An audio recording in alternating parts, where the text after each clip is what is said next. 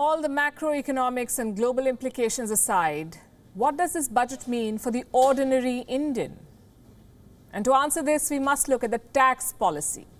Experts predicted an additional COVID cess to level the government's revenue loss. The salaried class was hoping for a tax cut. In the end, the government did neither. This is not a populist budget. It's a practical budget. For citizens all over the world, a budget boils down to one thing: taxes. How much of your income do you owe the state? In India, analysts were expecting the finance minister to tinker with income tax slabs. But Nirmala Sitharaman resisted the impulse. There were no announcements on the direct tax front. Much to the disappointment of India's salaried class, a tax cut would have put more money in their pocket. But with all the uncertainty around, some would argue it was the right call. Another negative market expectation was the COVID cess, a progressive surcharge on the income tax. It would have meant more money for the government, but additional burden on the people. Ultimately, the government decided against it.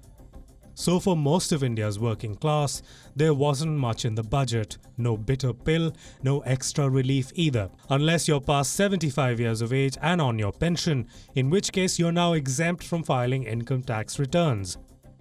The bank that pays you the pension will automatically deduct the tax.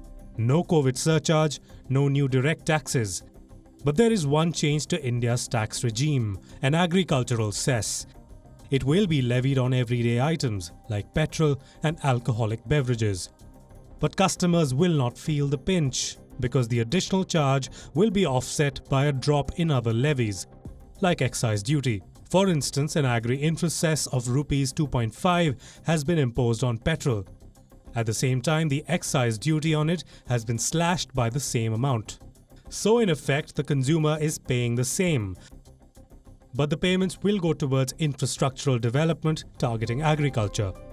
At 1 hour 40 minutes, Nirmala Sitharaman's speech was among the shortest in recent history. One reason is how brief the section on taxation was. The government focused on improving tax compliance rather than tweaking the policy. It is a conservative approach, but a safe one in the middle of a global crisis. Bureau Report, WION World is One. WION is now available in your country. Download the app now and get all the news on the move.